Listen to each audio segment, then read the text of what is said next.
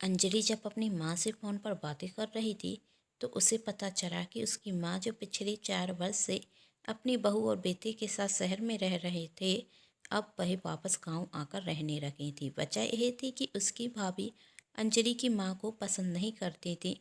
अंजलि की माँ बताती कि बेटी बहू ने तो कह दिया है, माँ जी आप पिछले 4 वर्ष से हमारे साथ इस घर में रह रही हैं। मैं 4 वर्ष से आपकी सेवा करते करते थक चुकी हूँ। आखिर मेरी भी तो अपनी कोई ज़िंदगी है। क्या मैं अपनी पूरी ज़िंदगी आपकी सेवा करते करते निकाल दूँ? आपको क्या है, बस औतर पर औतर चराती रहती हैं। आपके पास काम ही क्या है, बेशर्मों की तरह यहाँ पर पड़ी हुई हैं। कितनी बार इशारों मैं कह चुकी हूँ आपसे कि घर छोड़कर चली जाइए, लेकिन नहीं, आप तो घर छोड़ने का नाम तक नहीं लेती।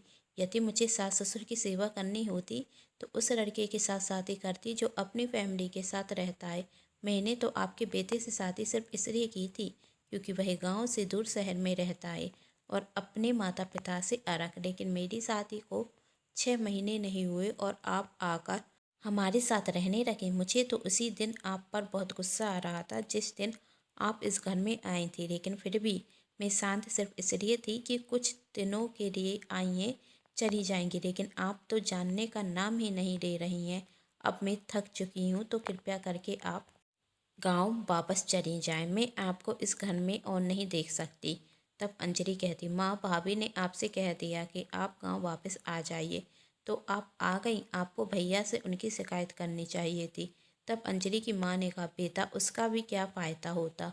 मैं तेरे भैया से कुछ कहती तो तेरे भैया और भाभी के बीच में ही लड़ाइयाँ होना शुरू हो जाती, और आखिर इस सब से मुझे क्या मिलता। तब अंजलि ने कहा, माँ आपको इतना भी शांत नहीं रहना चाहिए। यदि भाभी आपसे कुछ कह रही थी तो आपको भी उन्हें जवाब दे देना चाहिए था। वह घर भाभी का नहीं है, आपका है। आपको इस तरह गांव वापस नहीं आना चाहिए था। मैं अभी भैया से बात करती हूँ कहकर अंजलि फ़ोन रख देती। तभी रोहन वहाँ पर आता और अंजलि से कहता, क्यों, क्या हुआ, किससे बात करने की बात कर रही हो। अंजलि ने कहा, रोहन गजब हो गया, मेरी माँ को भाभी ने घर से निकाल दिया। तब रोहन अंजलि से कहता, अच्छा ठीक है, तुम मेरे लिए खाना गर्म कर दो, मुझे बहुत तेज भूख लगी हुई है, मैं हाथ मुँह धोकर आता हूँ। तब अंजलि ने कहा, क्या कह रहे हो रोहन, मैं तुमसे कह रही हूँ कि मेरी भाभी ने मेरी माँ को घर से बाहर निकाल दिया और तुम कह रहे हो कि तुम्हें भूख लगी हुई है। तब रोहन ने कहा, हाँ भूख लगी हुई है, तब कहूँगा ना। तब अंजलि कहती, तुम होश में तो हो। रोहन क्या बात कर रहे हो, इतनी बड़ी खबर सुनकर तुम्हें कोई शौक नहीं रखा। तब रोहन ने कहा, इसमें शौक वाली क्या बात है, इसमें नया क्या है, ऐसा तो होता ही रहता है। तब अंजलि रोहन से कहती, रोहन होश में रहकर बात करो, तुम क्या कह रहे हो तुम्हें भी पता नहीं। तब रोहन ने कहा, अंजलि मैं होश में ही हूँ और मेरे ख्याल से इसमें तुम्हारी भाभी ने कुछ भी गलत नहीं किया है। क्या रोहन, तुम क्या बक रहे हो, तुम्हें पता भी है।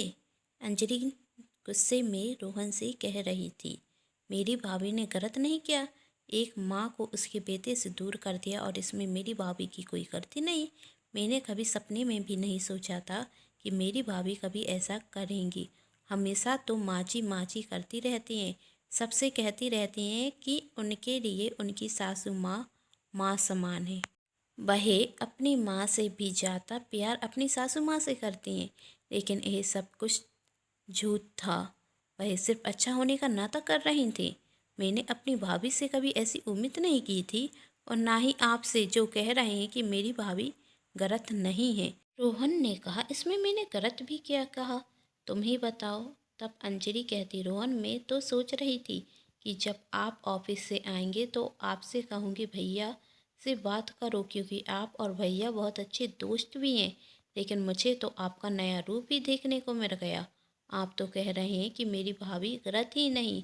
जरा सोचिए, यदि ऐसा ही मैं आपकी माँ के साथ करूं तो तब भी आप यही कहेंगे कि मैं गलत नहीं। जब आप पर बीतेगी ना तब आपको पता चलेगा। आज आपने साबित कर दिया कि आपको सिर्फ और सिर्फ अपनी माँ की परवाह है, मेरी माँ की नहीं। यदि होती तो आज जो तकलीफ मुझे हो रही है वही तकलीफ आपको भी होती। आपकी तो सिर्फ कहने की बात है कि आप मेरी माँ और अपनी माँ को एक समान मानते हैं, पर यह सच नहीं है रोहन। शादी के वक्त तो आपने कह दिया था कि आप उनके लिए बेटे समान हैं, लेकिन बेटा होना इतना आसान भी नहीं होता। आज मुझे समझ में आ गया है। और आप चिंता मत कीजिए, मुझे आपकी किसी भी मदद की ज़रूरत नहीं है। मैं अपने भैया से स्वयं ही बात करूंगी और अपनी भाभी को भी सबक सिखाऊंगी। तब रोहन ने कहा, अंजलि, मैं किस मुंह से तुम्हारे भैया से कहूँ कि उनकी पत्नी ने तुम्हारी माँ के साथ गलत किया हुआ है। मैं कैसे उनकी पत्नी को गलत कह दूँ जब मेरी ही पत्नी गलत हो। तब अंजलि ने घबराते हुए कहा, क्या कहना चाहते हैं आप?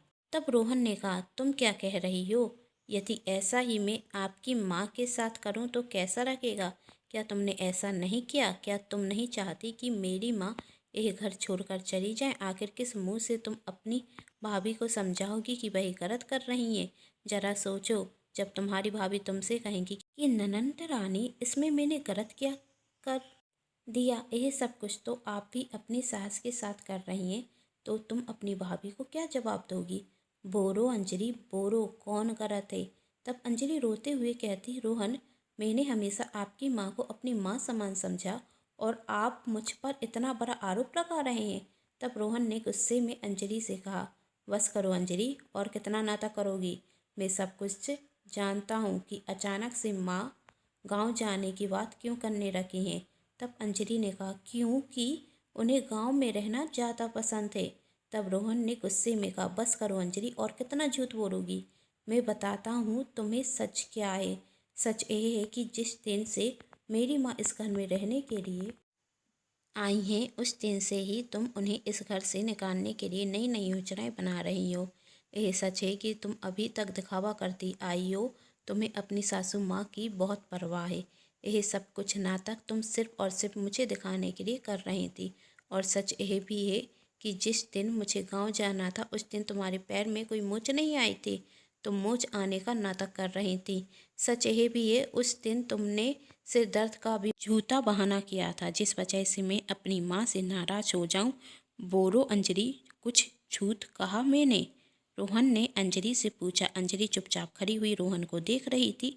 फिर रोहन कहता, तुम यह सोच रही हो ना कि मुझे तुम्हारे इस सब नाटक के बारे में कैसे पता चला? तो सुनो, कर मेरे जन्मदिन पर तुमने सुबह से मेहनत की और मेरे मनपसंद का खाना बनाया, वही सब खाना जो मुझे बहुत पसंद है।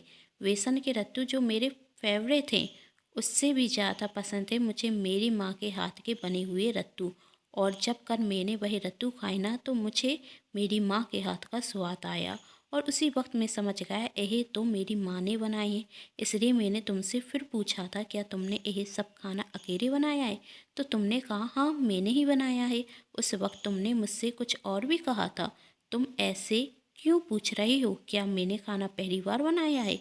तुमने खाना तो पहली बार नहीं बनाया था, लेकिन उस खाने में मक्के की रोटी भी बनी हुई थी जो तुम्हें बनाना भी नहीं आती।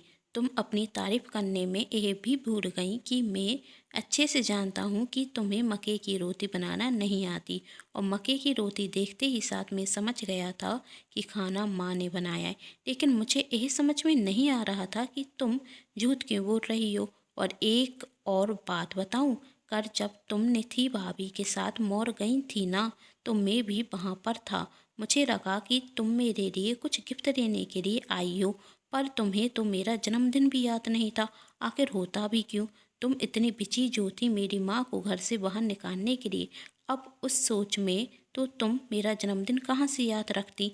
मैं घर पर आया तो तुमने बहुत अच्छे से अपने कपड़ों पर आता लगा दिया, बालों को इस तरह बिखरा दिया जिससे मुझे लगे कि तुम सुबह से काम कर रही हो। लेकिन मैं तो जानता था कि तुम घर पर काम नहीं कर रही थी, क्योंकि तुम मॉल में ही थी, जिससे मुझे अच्छे से समझ में आ गया कि तुम यह सब नाटक कर रही हो। बस इतना समझ में नहीं आ रहा था कि तुम यह सब नाटक क्यों कर रही हो। लेकिन जब सुबह माँ ने कहा कि वही गांव वापस जाना चाहती हैं, तभी मुझे कुछ अजीब सा लगा। और जब मैंने माँ से मना किया कि कुछ दिन रुक जाइए, तो तुमने क्या कहा, रोहन, माँ जी जाना चाहती हैं तो उनसे जोर जबरदस्ती मत करो इस घर में रुकने के लिए। तब मुझे यकीन होने लगा कि तुम नहीं चाहती कि माँ इस घर में रुकें। कहानी यहाँ पर ही ख़त्म नहीं हुई है। कहानी का एक और भाग अभी बाकी है, जिसमें हम सभी देखेंगे आखिर अंजलि का सच जानने के बाद क्या होगा रोहन का फैसला। क्या रोहन हमेशा हमेशा के लिए अंजलि को छोड़कर चला जाएगा या कहानी में आएगा एक नया मोड़। जानने के लिए कहानी का अगला भाग जरूर देखें, जिसके लिए कर लीजिए चैनल को सब्सक्राइब, क्योंकि जब भी मैं लेकर आऊँ कहानी का नया भाग तो आप सभी को पता चल सके। यदि आप सभी को मेरे द्वारा लिखी गई ये कहानी पसंद आ रही हो तो वीडियो को लाइक कर दीजिएगा, क्योंकि जब आप करते हैं वीडियो को लाइक तो मुझे मिलती है नई नई कहानियाँ लिखने के लिए प्रेरणा। कहानी को अपनों के साथ शेयर करना बिल्कुल ना भूलें, और चैनल को तो अभी तक आप सभी ने सब्सक्राइब कर ही लिया होगा, तो थैंक्स फॉर वॉचिंग।